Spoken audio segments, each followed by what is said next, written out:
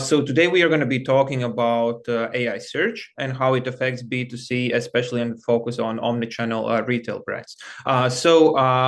This webinar is useful for any brand, or I would say any company with digital exposure. If you are from any other kind of brand, you're going to still find quite a lot of useful things during this hour. But predominantly, we have been tailoring this for companies that have omni-channel presence. And have their own physical stores as well as online presence. So the main purpose of this webinar, in a way, is to clear up some misconceptions about LLM usage in business and AI search.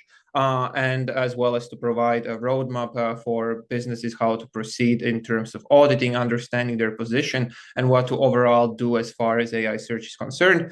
Because from our experience within ScandiWeb, most companies don't really have a full understanding of the impact LLMs have on their business. This webinar is created in order to clear those things up. A small note. So in case we are not going to cover some things that you might be interested to learn, we did have a previous webinar where we discussed more the operational aspect of AI search. So you are welcome to watch that one in your free time as well. Afterwards, the link is going to be provided. Or of course, if you're going to want to learn more, you can always reach out to us, and we will be happy to assist. Before we begin, we would like to start by defining what recommended actually means in AI search, because being visible is not enough. AI search shortlists. So also when people are checking for visibility, they are trying to understand their AI search position. They use different tools. They usually really get hung up on mentions or being included in specific prompts, but that is not really the main purpose of AI search optimization.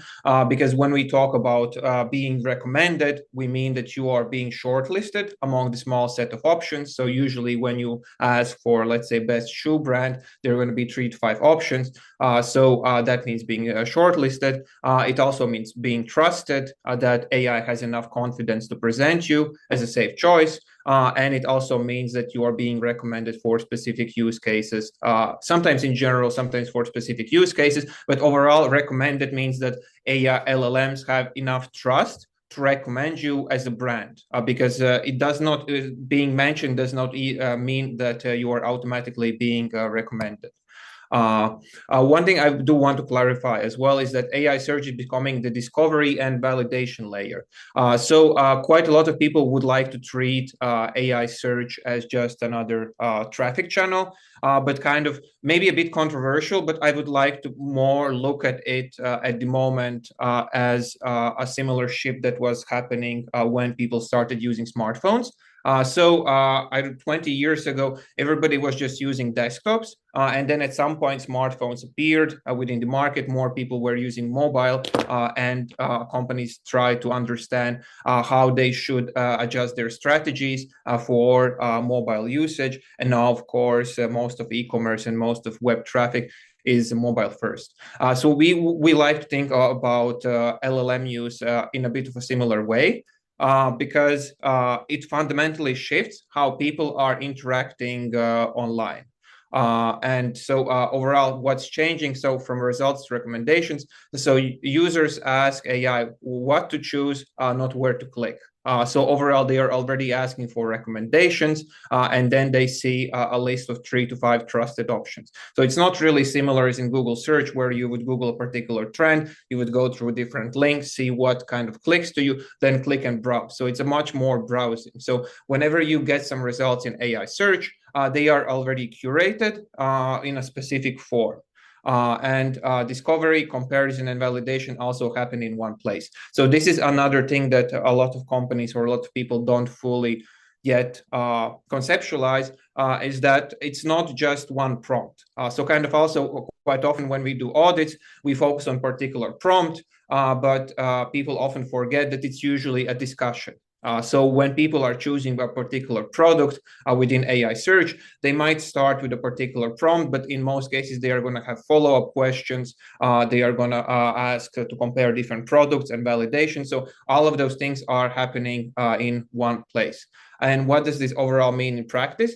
So there are fewer touch points before a decision is made. In older times or in traditional search, so somebody would go to Google, let's say, they would find your website, they would find the product, then they would go back to Google, they would look for recommendations, maybe for a comparison. So maybe they would go to Reddit, see what people actually tell about your product. So they would use a lot of different places to gather information.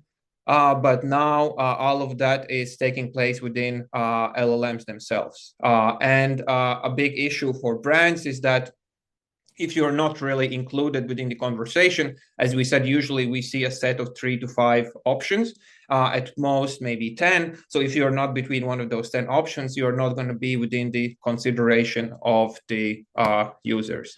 And ultimately, we do believe in Scandinavia that convenience and efficiency always wins. And whenever we kind of look at major success within IT, and I would say overall, these are where the companies that made something more efficient and more convenient than their predecessor. I would call these maybe like sticky technology. So, for example, if you started using Uber Eats or Bolt or Volt for food delivery, maybe at first you did it a couple of times, but then people found it quite convenient and they started to use it more and more.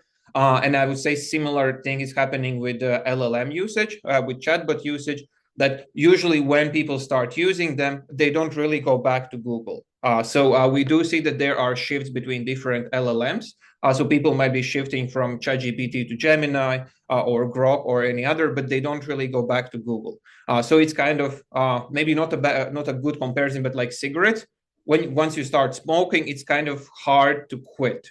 So that's why doesn't matter what's really going to happen with the overall AI sphere. As we look at it, LLMs are here to stay because they just offer much more convenient, quicker, and efficient experience than Google search does. So that's one of the reasons why we do believe that this is a paradigm shift, that they are here to stay, and that most companies do need to pay attention to this sphere. And when we look at the ROI, so a lot of companies are going to say they are going to look at their Google Search Console, for example, and say, hey, but Google Search is still providing us much more traffic than AI search is providing. And in most cases, it's true that currently the traffic that LLMs provide is relatively small. But they're kind of one comparison. It's not maybe the most exact comparison to use, but I would like to use comparison between Google, between Facebook and LinkedIn. So Facebook ads or Meta ads have much broader audience. But overall, if you see for a lot of industries, for a lot of niches, LinkedIn ads are actually more profitable because it's a smaller place. But those people have usually higher purchasing power. They can be decision makers in B2B commerce, etc. So also when we look at LLM usage, currently the latest statistics is between 900 million and 1 billion people use LLMs on a weekly basis. And I don't know what are these stats about Gemini Pro usage, but for ChatGPT, the latest was that there are 20 plus million paying customers for ChatGPT, which might not seem a lot, but at the same time, these people are quite tech savvy, and statistically speaking, they have quite high purchasing power. So it's also kind of similar as Android versus iPhone. Well, in US, iPhone, of course, has bigger market share, but in Europe, it's kind of often that you have 50-50 between Android and iPhone as a market share. But the ads on iPhone are going to be much more revenue generating because iPhone users statistically have higher purchasing power. So in a similar way, it's kind of a similar way how we approach LLM usage. And the big caveat is that that's for now. We do see that for most of our clients, use of LLMs, it's growing exponentially still. There might have been some dips in ChatGPT usage globally over the last 3 months, but it was more to do with the fact that people were moving from ChatGPT to Gemini. They were not really moving back to Google. And when we look at the overall LLM traffic, it's still growing exponentially also over the last couple of months. And one of the big things that is quite hard to measure and which is a very important question by a lot of decision makers is how much money you can actually generate by optimizing for AI search. It really does depend on our industry, and I must say for B2B, especially for services, the revenue generating potential is definitely higher than for B2C commerce.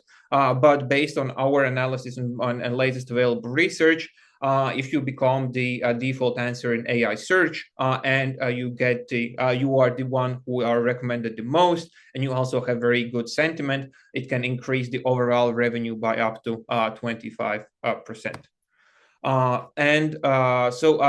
In order to back some of these claims, so according to the latest research by McKinsey and Company, consumers are already using AI-powered search extensively across the decision journey.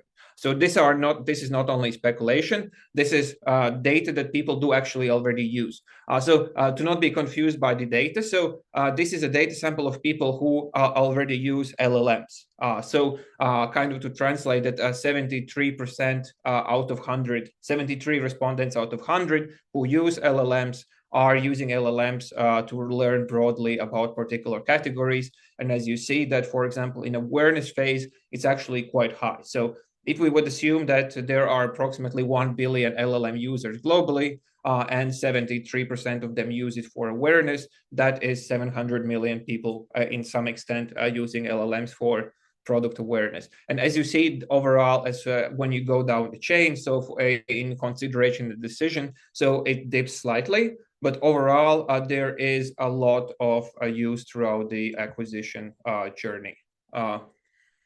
So it differs on particular aspects. This again is data from McKinsey. One interesting thing I found is that for groceries, people do actually use LLMs quite actively. I did not really expect that, but for consumer electronics and appliances, it does make quite a lot of sense, because what we have seen based on our data is that the more complicated a product is, the higher the likelihood that people are going to be relying on LLMs to find out more information. Because let's say you need to buy a new vacuum cleaner, which is not even such a complicated technology. So let's say you bought your last vacuum cleaner 10 years ago, and now you need to buy a new one. I mean, it's going to be really hard for you to make an educated guess of which vacuum cleaner is going to be the best. There are going to be literally 10 different brands, 50 different models, all kind of different functions. So it would take a lot of time for you to really go through everything to make an educated guess. So within this kind of niche, people are more likely to rely on LLMs to provide them information and suggestions of which one is the best. In older times, people might go to Google, they might review these listicles like top 10 vacuum cleaners of 2026. People are not really doing that anymore. They are outsourcing this task to ChatGPT or Gemini. And as you can see, so overall, the use of LLMs, so for most places, it's not above 50%, but there is considerable amount of people who do use AI-powered search engines in their purchasing journey in every product category analyzed. Where AI impacts decisions. There are overall three main groups which we could highlight in which AI can impact decisions in user journey. The most logical one and the one where people focus most is discovery. This is when people are trying to find out which product to choose. If we go back to the vacuum cleaner, so people might want to know which is the best vacuum cleaner for them, and at the same time, what should they consider when they are buying vacuum cleaner. So, for example, if they have a dog, or do they want air vacuum cleaner, or do they want something fancy? So that's going to be the discovery phase. But people do also use LLMs in comparison phases. So let's say you have found two different models or two different brands, and people do like to compare which one is going to be better. At the same time, which one is going to be better for which use cases. And at the same time, one part on which a lot of companies are not really focusing or not even taking into account is that the validation phase is also extremely important part as far as AI use is concerned. People do want to know, is a particular brand legit? What are the reviews? Can they trust them? So this is kind of information that people use to go to reviews for and Reddit. So people still use Reddit. People still sometimes go to reviews, but it's just much more convenient for you to go to ChatGPT and ask the same information, because it's just going to synthesize the same information from multiple sources in the same place. And quite often we do actually see that this also impacts overall AI search visibility, because in our work, we do actually do surprising amount of work in terms of sentiment improvement. So there are a lot of companies which might be selling good products, and overall they have strong positioning, but they might just have very poor, let's say, poor customer feedback. They might have poor reviews, and this not only limits chances that people are going to purchase their products, but it reduces the chances that LLMs are going to be recommending them. And as far as validation, so there is additional thing that we do like to focus as far as AI search optimization is concerned, and that is brand narrative. People don't only ask AI what to buy, they do ask AI who to trust. And in a way, the trust is implicit. I haven't seen the latest data, but overall, people do trust LLMs more for now than they trust, let's say, Google results. People have learned that Google results can be manipulated. They overall feel that although they don't trust LLMs explicitly, they do trust them somewhat more. And at the same time, LLMs are very picky at particular brands who they are recommending. So because it's not really the same. So Google just provides links and it's for you to choose. LLMs provide suggestions. So it is more, they have a higher responsibility to suggest something that people are actually going to be satisfied with. That's why brand narrative is becoming increasingly important.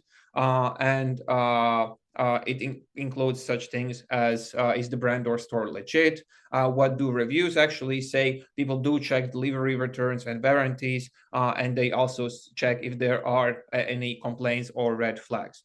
And you can get really interesting feedback because I did recently an audit for one very cool company. They have a very cool store, but LLMs characterize their store experience as intimidating. So again, overall, they were recommended, but we could see like if I would, for example, do a research about the store, if I would want to go there or not, and I saw that LLM was characterizing the store as intimidating, then I might be more hesitant to visit them. And of course, so there is also a big difference between being mentioned, being described, and being recommended. So this is something that I already alluded to a bit in the beginning.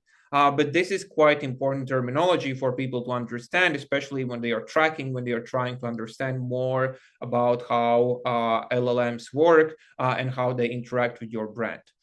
So if you are being mentioned, which is the main thing that most AI tracking tools track, it just means that your brand name appears. There is really not much explanation and no reason to choose it. So in essence, LLM just says, hey, so here's this brand, or it might even appear without context.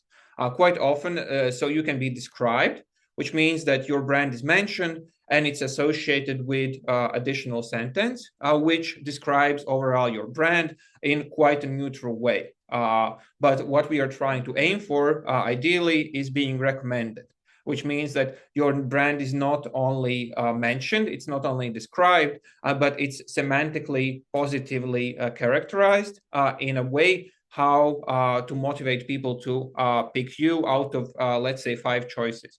And this can be quite important. So in older times, we could link it to similar as we used to use meta titles and meta descriptions in SEO to entice people when they are in Google search. And in a similar way, recommendations work when you are being mentioned. If you're going to not be described in as good of a light as your competitors, people might still click on your competitors. So we still need to ensure that you're not only mentioned in AI search, but people actually choose your brand over competitors, because in most cases, there are going to be more brands than one that are going to be recommended or outlined in any given query. Now we go to the section of how to act. So this is one thing that a lot of, I would say most companies actually get wrong, because they come to us and they usually say, okay, we are thinking about doing AI search optimization. So they haven't really checked what is their visibility. They don't really, most companies can't really even name what kind of prompts they might be interested, which in a way is fine. But it really does mistake the overall way how the approach to AI search optimization should be carried out based on our opinion. So we do believe that any decent sized company should first try to understand how your customers use AI. Most companies I know, at least of decent size, they have customer personas where they try to segment their customers. They try to understand not really how they look, but how they behave, what are their habits, etc. But based on my experience, I haven't really seen any company that would have defined how their customers might be interacting with AI or LLMs. And this is something that can be quite, well, I wouldn't say it's super easy to find it out, but it is something that companies can find out based on their existing methodology, just by expanding the customer personas. For any executive interested in AI search optimization, I do believe that the first stage is overall to first understand how your customers might be using LLMs or AI search. So first of all, which segments use AI at all? Kind of understanding, usually because most companies, so you might have some segments of customers who could be heavy LLM users, but there might be some segments who don't use LLMs at all. So kind of using that within the segmentation. And then I would say more importantly, what they use it for. As we outlined, so there can be multiple uses for LLMs, and this is not only for your customer personas, but this also kind of depends on business. So, for example, if you have omni-channel retail, which means that you have physical stores and online stores, then an important factor as far as AI search visibility and AI search optimization might be what LLMs think about your physical stores, because people might be searching. Let's say I'm in Atlanta and I'm interested to shop X, Y, and Z, and then I ask LLM to recommend me a store, and they might recommend me a store, or I might want to find additional information. So it can be quite important that let's say they direct not only to your website, but that they recommend your store. If somebody is asking reviews about your store, that the reviews are positive. So overall, we do recommend everybody to first try to understand how your customer uses AI, to what extent, and in what particular spheres. So we have also outlined a couple of use cases in B2C retail where we have seen that customers use AI when deciding. So these kind of repeat a bit as before in terms of use cases. Of course, there is product and purchase. People use LLMs to do product searches, to find either a particular product they want to buy or a place to buy a product they have already seen. So this applies both if you have your own products, or if you are a retailer who sells other existing brands, then you kind of more need to focus on to being the best place to buy the particular product. People do also quite actively use LLMs for reviews and trusts. trust. So when they have found a particular product, it's just one prompt away to figure out what people say about this product. And from our experience, people do quite often, I wouldn't say in most cases, but quite often they do want to see reviews for a particular product, especially if it does not take them too much effort. And this is also something that we don't really see companies do, where you can just, if you have your own products, you can just add that product in ChatGPT or any other LLM. You can ask for reviews or, hey, what do you think about this product? And you might be surprised by the actual results and where LLMs take information. And of course, they do also review the shop or brand reviews when they are comparing where to shop. At the same time, so this is a bit lower down scale, but people still do use LLMs for risk and reassurance. So they are going to check shipping and delivery. They are going to check returns and refunds. They're going to check warranty and payments.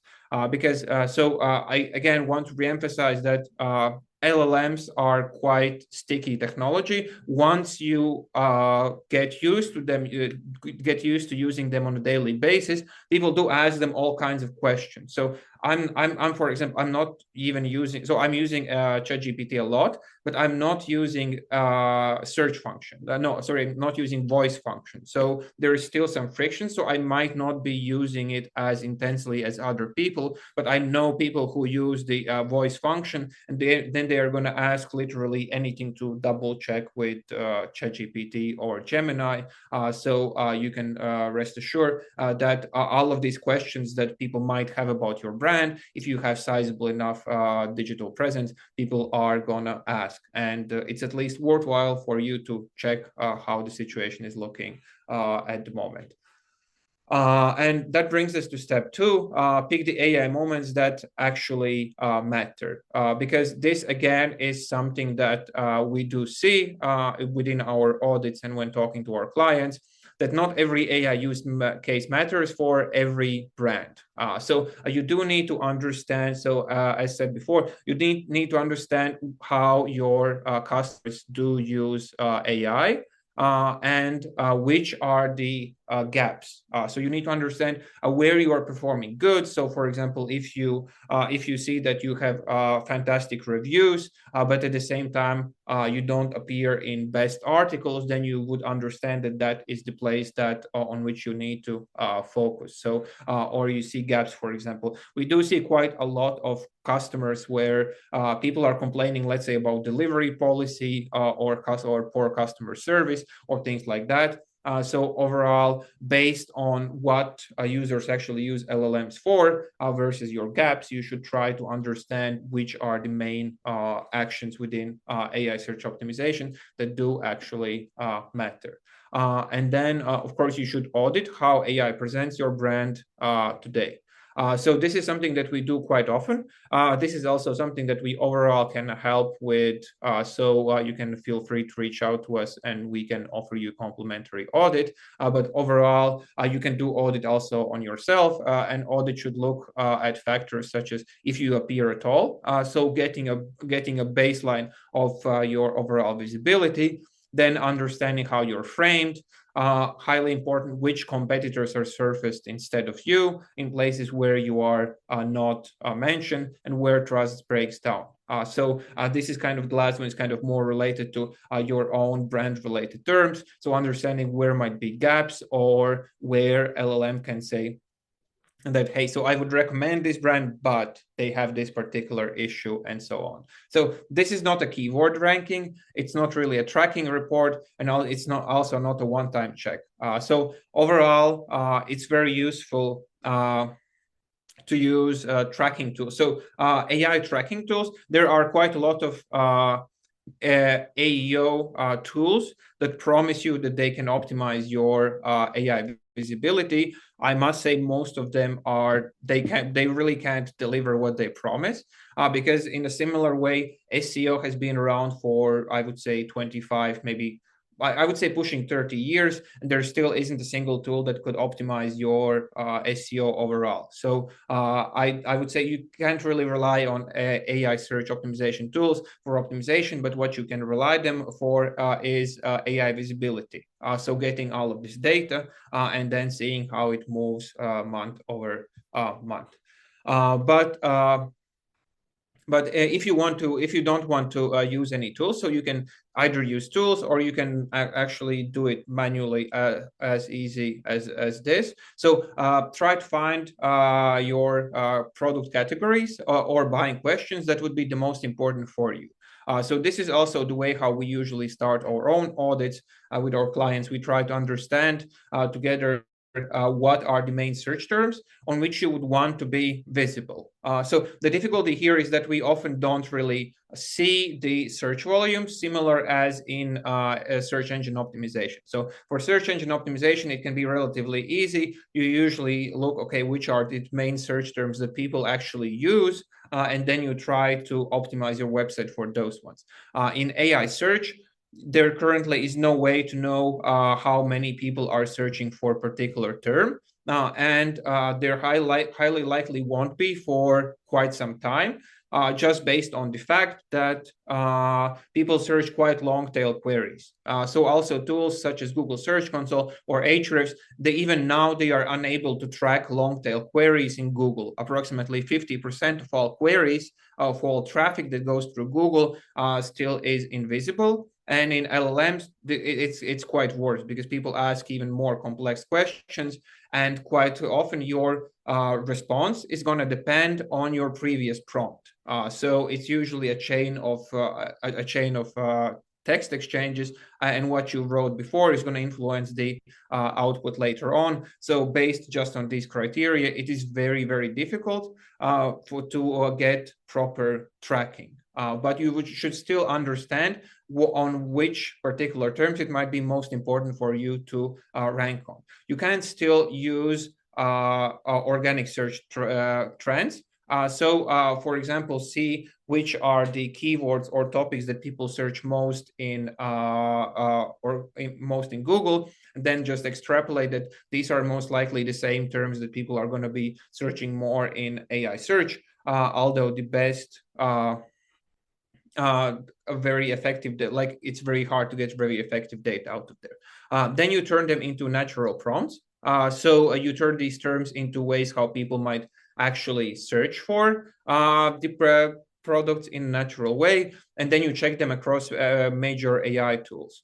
And then you review how you are being recommended, described, do you appear, you don't appear, and who else appears. And that is kind of a way how you can get your own benchmark without needing external help or specific AI tracking tools.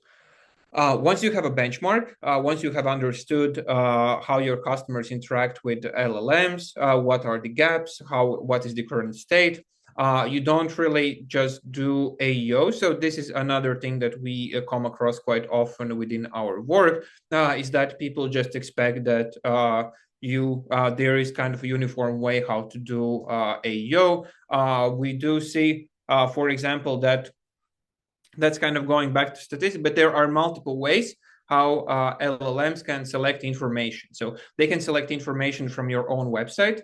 They can use third-party listicles, such as, for example, somebody wrote an article of best shoe brands 2026, or they can use Reddit as a source, Wikipedia, etc. So quite often people don't try to optimize for AI search without understanding where LLMs take information from.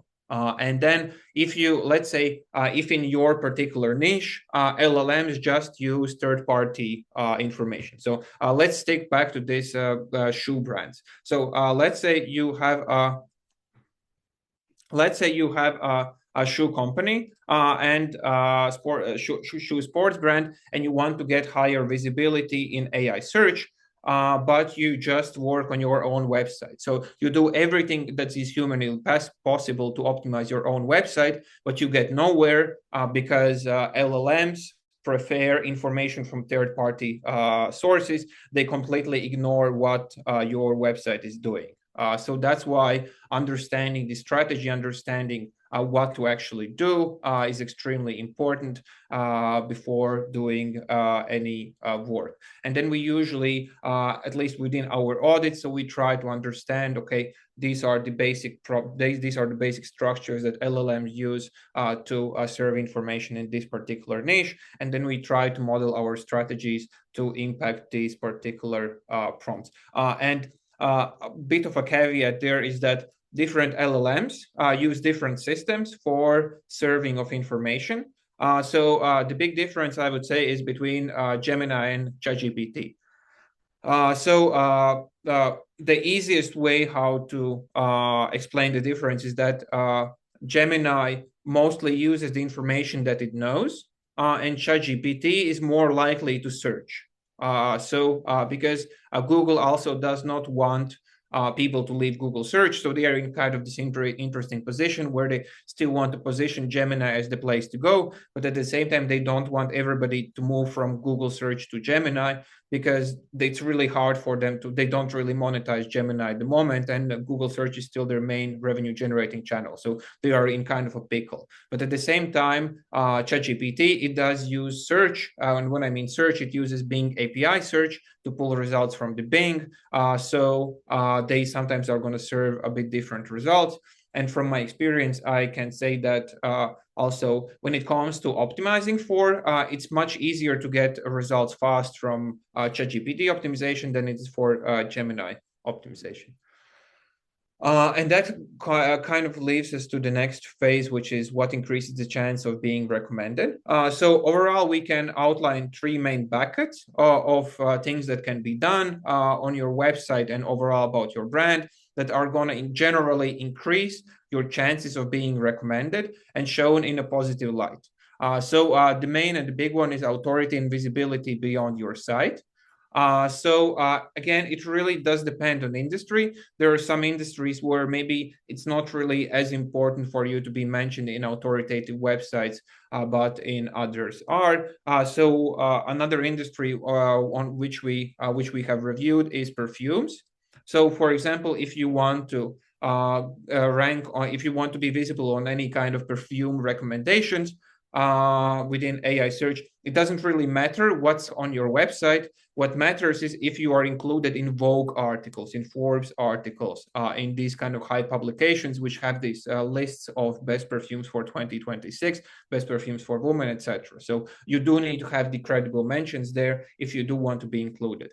At the same time, there are industries where it's not really that important. For example, real estate is a good one. Because in real estate, LLMs need to find what's currently available. So let's say if you want to search for, I want to buy a 2-bedroom apartment in Atlanta, for LLMs, it does not matter that 2 months ago, somebody was selling an apartment in Atlanta. They need to have up-to-date information of what is currently available. So in those kind of situations, they are more likely both, well, I would say all LLMs are more likely to use a search and look for real-time data. In those kind of situations, it's more important for you to be ranking in top 10 positions in search, as opposed to have visibility beyond your site, which kind of gets us to the point 2, which is clear, structured information. So if you are within this sphere where LLMs use a lot of search functions, your website overall needs to be more appealing to them than any competitor website. Because what ChatGPT, for example, does, you do a prompt and it does a search, but it does search a bit differently than humans do. So it retrieves, let's say, usually the top 10, top 15 results on a particular keyword, and then it reviews which one of these results most closely matches what the user was searching for. So it does. So you don't really need to be ranking number 1 or even number 2. You could be ranking number 10, but if you have better optimized content and overall better optimized website, you're more likely to be recommended than the one who is ranking number 1.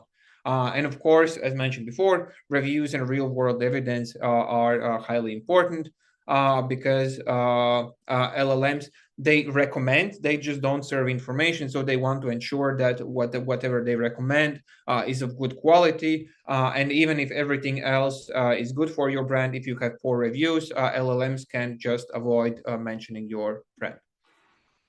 Yeah, and here we have two examples of recommendations in action. The first one is about best place to buy sports shoes online in United States. And as you can see, overall, we do have quite a lot of results. We do have 9 different results. And if you look closely, I guess, so recommendations. So Foot Locker, I guess, makes sense. Dick's Sporting Goods also makes sense.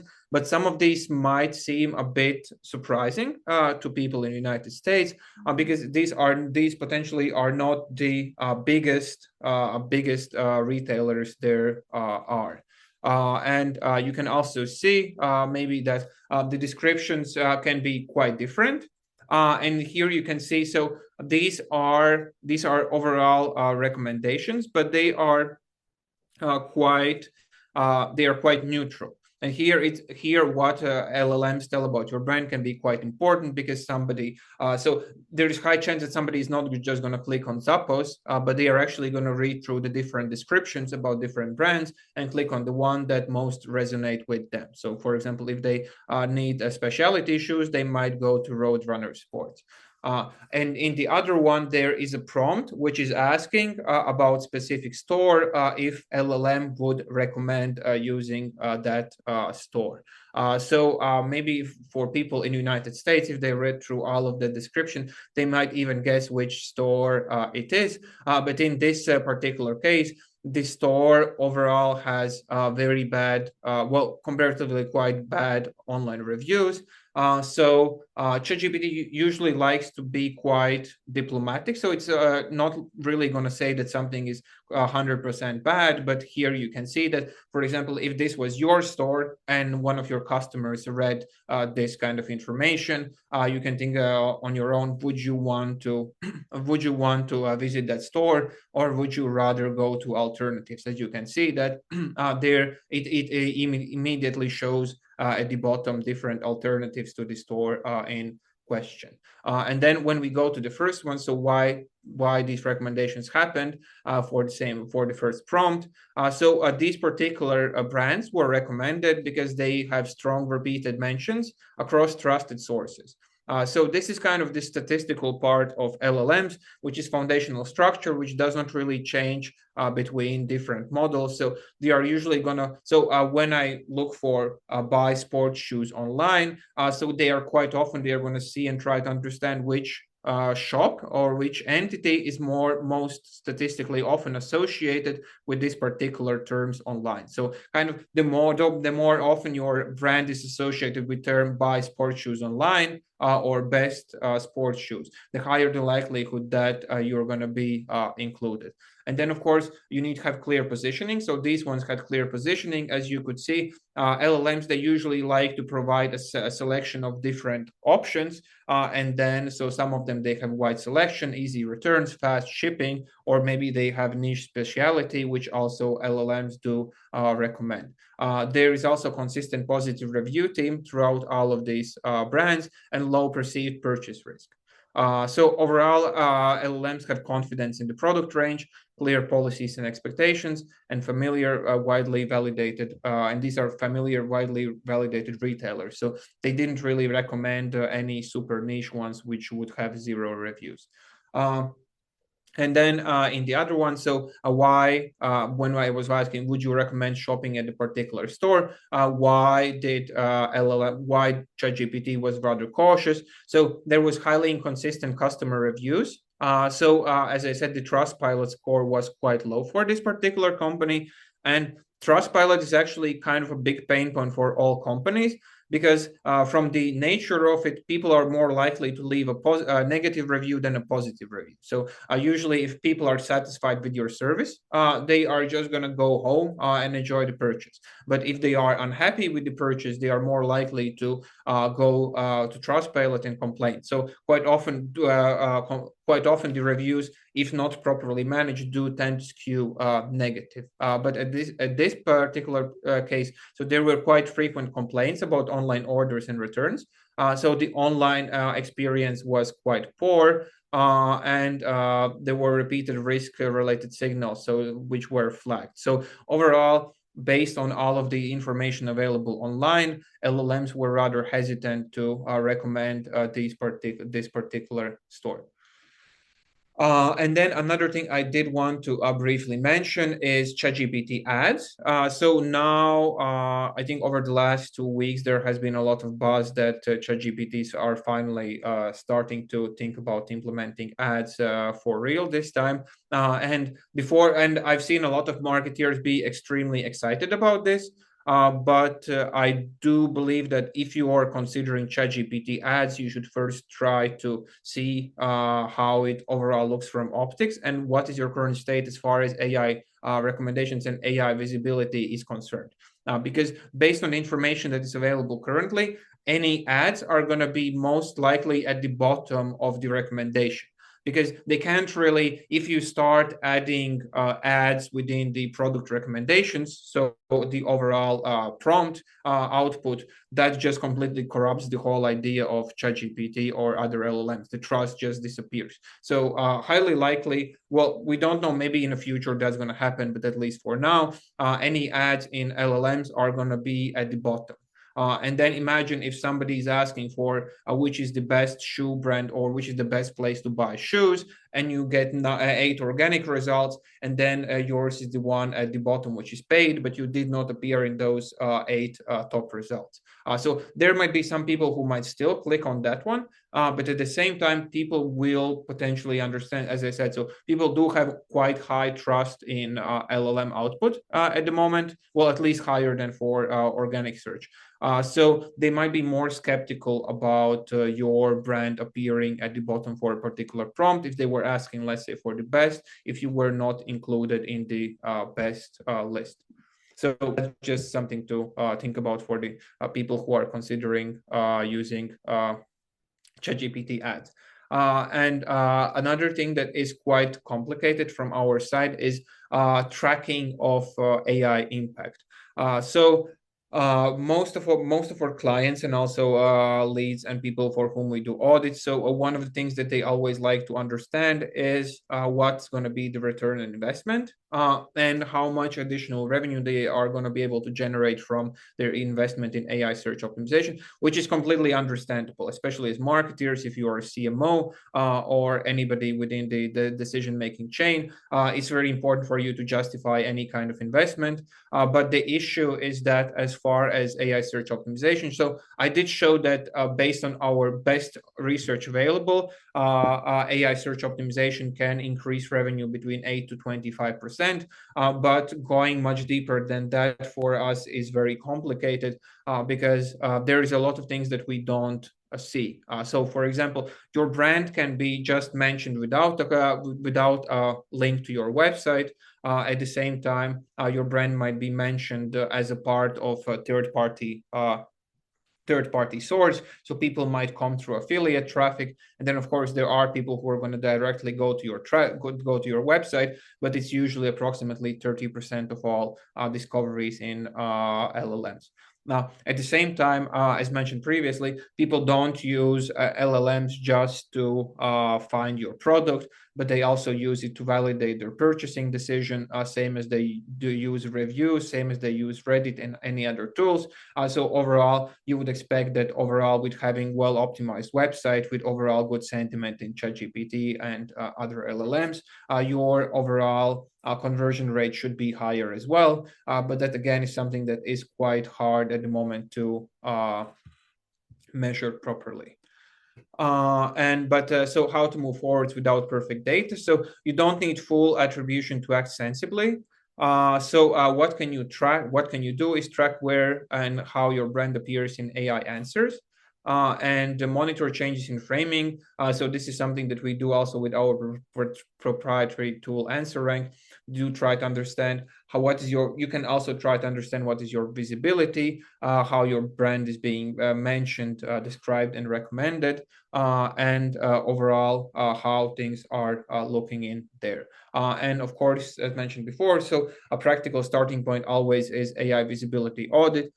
mentioned before, before visibility audit, do try to understand how your customers might be interacting with LLMs. But after that, we would recommend to proceed with AI visibility audit and roadmap aligned to your business needs, because for most companies, the LLM usage differs.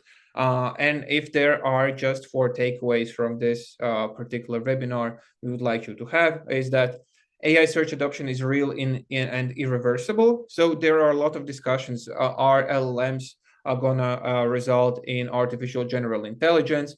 There is a lot of skepticism about that, but it does not really change the fact that LLMs are sticky innovation that is much more convenient than Google search. So at least as far as search and people's overall interaction with the internet, we do believe that that is gonna change. Being recommended matters more than being visible. So a lot of people have this hang up on just having visibility, but it's much more important to be recommended, because quite often you can just be also mentioned in a negative light. And this is about trust and brand narrative, not just product. So again, this is another thing that a lot of people get really stuck on, that they care only about the visibility, but not how their brand is described within AI, within LLMs. And for a lot of companies, that might be even more important. I would say here it really comes to, well, for B2C retail, maybe less, but if you're a big B2B manufacturer, for example, where you have average order value in the hundreds of thousands, if you have negative sentiment in AI, it can really damage quite a lot in terms of revenue. And then we would like to highlight that there is no clear way to act. You do need to understand adoption, focus on what matters, and audit and execute. Yes. And then we did have 2 questions we did want to address specifically. And I think there is also another question in the chat. So the first one was, so what AI models are looking for when they suggest brands or products? So this again is something that is, so I do hope that partially the first one is addressed, but this is very niche specific. So as I said, so they are usually looking for a good sentiment, a good reviews, your inclusion in third-party reputable sources, well-optimized websites which are semantically optimized for API retrieval. But here, as I said, so you don't really always need to optimize all of those things. You just need to identify which ones are the important ones for your particular business. And the other question case to position a brand within LLMs. So again, here it does differ on your particular niche. And I can say that sometimes AI search optimization can be ridiculously simple. So one example that we were running, we wanted to position a particular company as best in their particular niche. So what we did is we created an article on the same website, which said that, which kind of was a list of 10 best companies in this particular niche. We put our company as the #1 in that article. 2 weeks later, both ChatGPT and Gemini were highlighting this company as #1. So it can be quite ridiculously simple, and sometimes it can be ridiculously difficult. Again, I guess kind of the annoying part from the other side is that it's always depends on the context. So that's why we also encourage anybody who might be interested to reach out to us so we can take a look at your industry, take a look at your niche, and provide you curated advice, because that can be one of the most dangerous things currently in AI search optimization, following generic advice, because not all advice is going to be not all advice is going to apply to all companies. So 2 more questions. So what tools can you recommend?